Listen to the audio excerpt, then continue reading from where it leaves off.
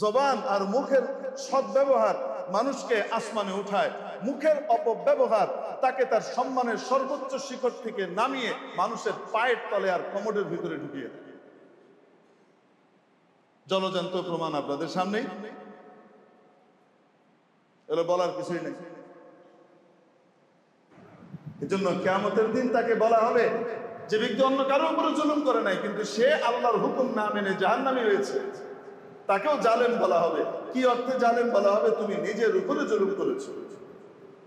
তোমার জন্য তো আল্লাহ জান্নাতের মেহমানখানা খুলে দিয়েছিলেন, আল্লাহ নিজের রয়্যাল গেস্ট হাউস ওপেন করে দিয়েছিলেন।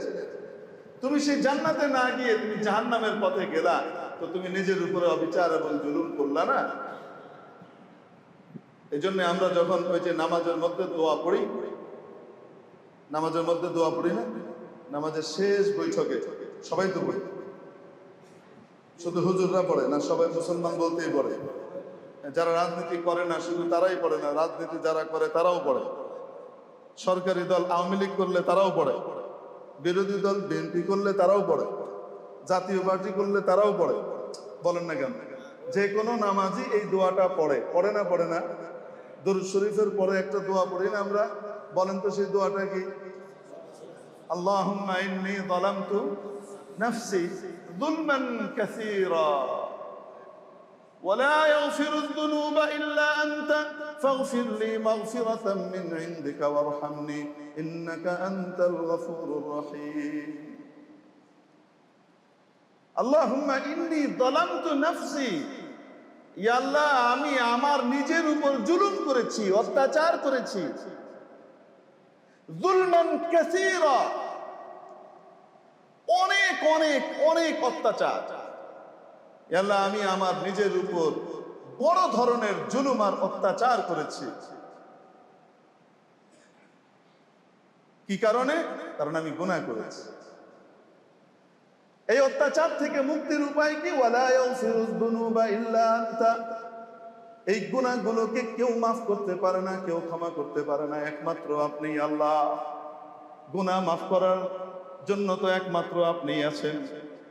ফাগফিরলি মাগফিরাতাম মিন ইনদিকা, অতএব আপনার পক্ষ থেকে আপনি বিশেষ মাগফিরাত আর ক্ষমা আমাকে দান করেন। আপনার পক্ষ থেকে আপনি আপনার বিশেষ ক্ষমা আমাকে দান করেন, আমি গুনাহ করেছি। ওয়ারহামনি, আমার উপর দয়া করেন। ইন্নাকা, নিশ্চয়ই আপনি মহা ক্ষমাশীল, অতিশয় দয়ালু। আপনি দয়া করে আমাকে ক্ষমা করেন। প্রতি নামাজের সময় এই কথা বলি কি বলি না? এই কথা বলে আবার জালিমের সহায়ক কিভাবে করি, জালিমের পক্ষপাতিত্ব কিভাবে করি, এই কথা বলে আবার ইসরায়েলের পক্ষে নিজের নামটা কিভাবে লেখাই।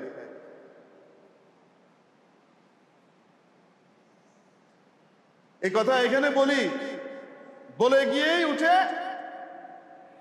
ইসরায়েল আর তার দোসর, তাদের অনুগামী অনুকরণকারী যারা আছে তাদের সমর্থনে আবার কথা বলি।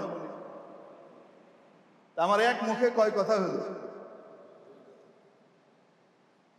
আল্লাহ তাআলা আমাদেরকে হেফাজত করেন বলে আমি সর্বক্ষেত্রে। আলহামদুলিল্লাহ, আমরা অনেক উন্নতি করেছি। আলহামদুলিল্লাহ, আমাদের দেশ অনেক উন্নত হয়েছে টেকনোলজিক্যালি এবং বিভিন্ন দিক থেকে আমাদের অনেক উন্নয়ন হয়েছে।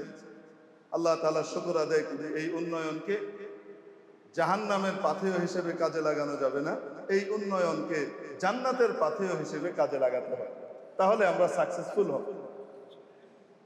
আর যদি উন্নয়ন দিয়ে জাহান্নামের পথে আগাই, তাহলে আমার চেয়ে বড় দুর্ভাগা আর দুনিয়াতে কেউ নেই।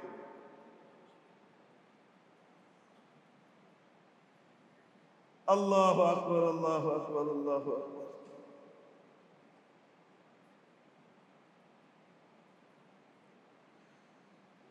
মেরে মুহতারাম দোস্ত, আজিজ ও বুজুর্গ, এজন্য বলছিলাম আসল জীবন আমাদের কোনটা? আল্লাহ তাবারাকা ওয়া তাআলা ঈমানদার এবং বেঈমানের চেতনার ভিতরে মৌলিক পার্থক্য করে দিয়েছেন। বেঈমান শুধুমাত্র দুনিয়া দেখে, আর ঈমানদার সামনে কি রাখে? আখিরাতকে রাখে। তার সমস্ত কাজের সামনে আখিরাত। এবং আল্লাহ তাআলা বলছেন যে তার আখিরাতকে সামনে রেখে চলবে, তার দুনিয়াও আমি ঠিক করে দিব, দুনিয়াতেও তাকে আমি সুখ দিয়ে দিব। আর যে তার দুনিয়াকেই শুধু সামনে রাখবে, আখিরাতকে সামনে রাখবে না, দুনিয়াতে যদি তার বরাদ্দ আমি কিছু লিখে রাখি, সে যা চাবে তাই তো পাবে না। আমি যা বরাদ্দ রেখেছি ওইটাই সে পাবে। ওয়ামা লাহু ফিল আখিরাতি মিন নাসিব, আখিরাতে তার কোনো অংশই নেই, সে চিরস্থায়ী হতভাগা, জাহান্নামের অতল গহ্বরে নিপতিত হয়ে থাকে। এজন্য মেরে মুহতারাম দোস্ত, আমলের দাম, আমল মানুষকে হয়তো সর্বোচ্চ শিখরে আরোহণ করায়, আর আমল মানুষকে একেবারে অধপতিত করে ছেড়ে দেয়। জবান আর মুখের সদ্ব্যবহার মানুষকে আসমানে উঠায়, মুখের অপব্যবহার তাকে তার সম্মানের সর্বোচ্চ শিখর থেকে নামিয়ে মানুষের পায়ের তলে আর কমোডের ভিতরে ঢুকিয়ে দেয়। জলজান্ত প্রমাণ আপনাদের সামনেই, এগুলো বলার কিছুই নেই। এই জন্য জবানকে নিয়ন্ত্রণ করা বহু গুরুত্বপূর্ণ বিষয়।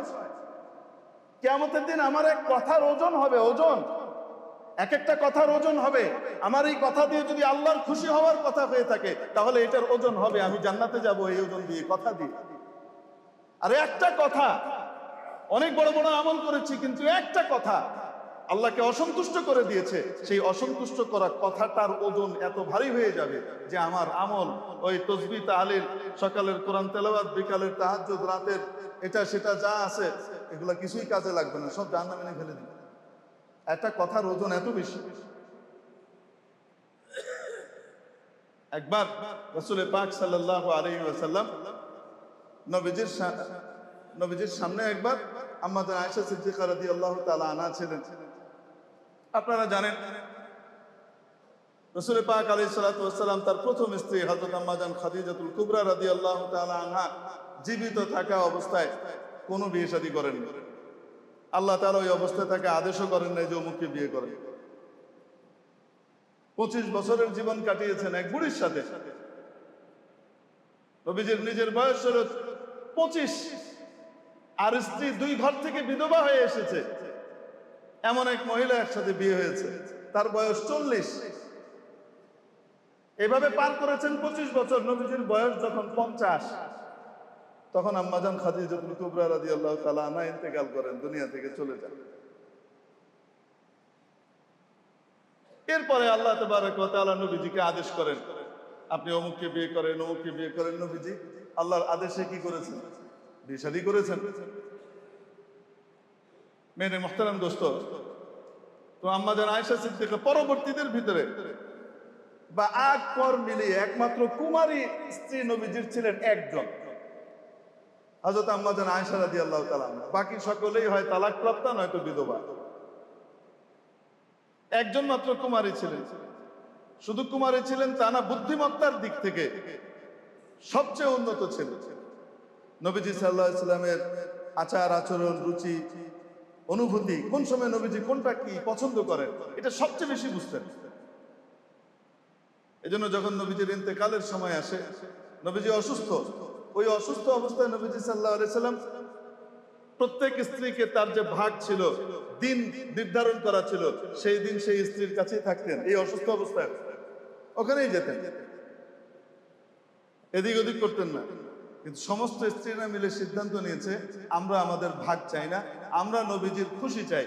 নবীজি সাল্লাল্লাহু আলাইহি সাল্লামের শান্তি এবং খেদমত সবচেয়ে বেশি এই মুহূর্তে করতে পারেন আয়েশা, অতএব আয়েশার কাছে নবীজিকে আমরা দিয়ে দিই, আমরা আমাদের অধিকার ছেড়ে দিলাম। ইয়া রাসূলুল্লাহ, আপনি আয়েশার কাছে থাকেন, আমরা এখানে এসে আপনার খেদমত করব। তো আমাদের আয়েশাকে নবীজি কত ভালোবাসতেন। একদিন নবীজি সাল্লাল্লাহু আলাইহি সাল্লামের আরেক স্ত্রী আম্মাজান সাফিয়া রাদিয়াল্লাহু তাআলা আনহা বিনতে হুয়াই ইবনে আখতাব, হযরত হারুন আলাইহিস সালামের বংশধর ছিলেন। হযরত মুসা এবং হারুনের নাম শুনেছেন না? হযরত হারুন আলাইহিস সালামের বংশধর ছিলেন হযরত সাফিয়া রাদিয়াল্লাহু তাআলা আনহা। তো নবীর বংশধর ওরকমই তো সুশ্রী ছিলেন, কিন্তু আরবের সাইজ হিসেবে একটু খাটো ছিলেন, আরবের সাইজ হিসেবে ওরকম লম্বা ছিলেন না। তো সতীনে সতীনে একটু লাগালাগি থাকেন, যতই যাই হোক একটু তো খোঁচাখুচি থাকে, স্বাভাবিক স্বভাবগত জিনিস। তো আম্মাজান আয়েশা সিদ্দিকা রাদিয়াল্লাহু তাআলা আনহা ওনার ব্যাপারে একটা ইঙ্গিত করলেন, সবই ভালো কিন্তু মানে এই টাইপের একটা ইঙ্গিত করলেন, কিন্তু ট্যাবলেট মানে খাটো। তানি কাসীরা। উনি ইঙ্গিতে এমন ভাবে বললেন যেন বোঝা গেল যে উনি একটু খাটো। রাসূলুল্লাহ সাল্লাল্লাহু আলাইহি সাল্লাম বলতেন, আয়েশা, ইস, যদি তুমি এই কথাটা না বলতে, তোমার এই কথাটা আল্লাহর কাছে এত বেশি অপ্রিয়, তোমার এই কথাটাকে যদি সাগরের মধ্যে মিশিয়ে দেওয়া হয় তাহলে গোটা সাগরের পানি নাপাক এবং কলুষিত হয়ে যাবে। এত ভয়ঙ্কর কথা। তুমি যদি এটা না বলতে, তাহলে মানুষের একটা কথা এটা কত জঘন্য হয় সে বুঝে না।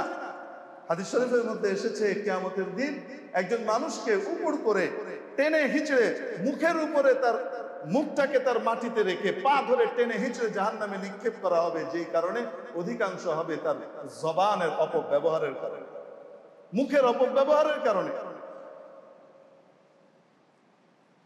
কেউ তো কিছু করে কিছু পাইল, কেউ তো কাউকে মেরে কাউকে ধরে মামলা টামলা দিয়ে কিছু একটা পাইলো। আমি আপনি কি পাইলাম? আমি আপনি যে ছাগলের 4 নম্বর বাচ্চার মতো এর ওর হেল্প আর সাপোর্টে ফেসবুক ভরায় ফেলি, এর ওর সাপোর্টে এই সমস্ত কথাবার্তা বলি, মনে রাখবেন এই সমস্ত কথাগুলোর ওজন হবে আমি আপনি ফ্রি জাহান্নাম পয়সা দিয়ে খরিদ করে নিচ্ছি।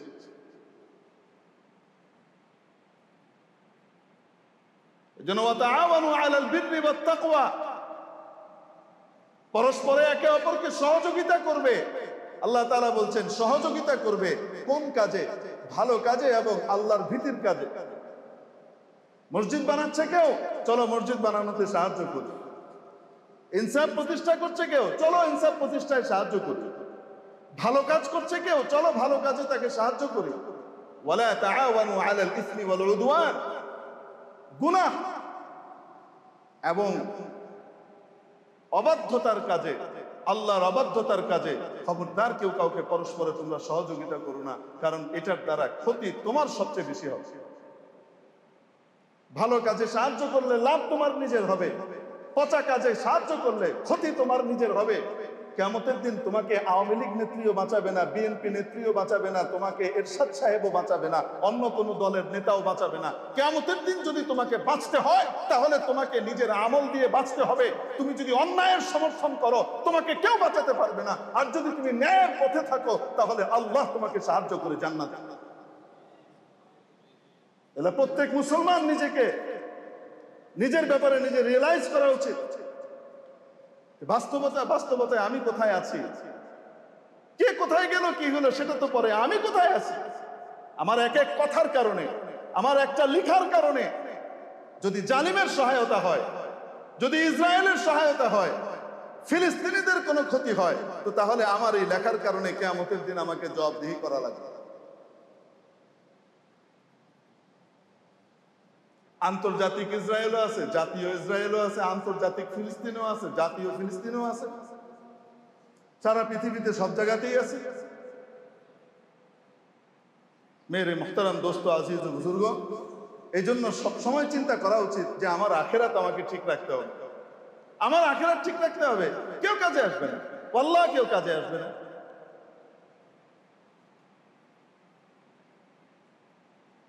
কাজে যদি আসে তো কে আসবে? আমার আমল আসবে।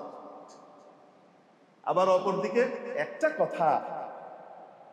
কথা আল্লাহর কাছে পছন্দ হয়ে গেছে, তার এই কথাটা, এই কথার কারণে তার জান্নাতের ফয়সালা হয়ে যাবে। একটা কথা যেন কথা বলার ক্ষেত্রে খুব সতর্ক থাকা উচিত। কাজের ক্ষেত্রে তো সতর্ক থাকবোই, কথা বলার ক্ষেত্রেও সতর্ক থাকবো।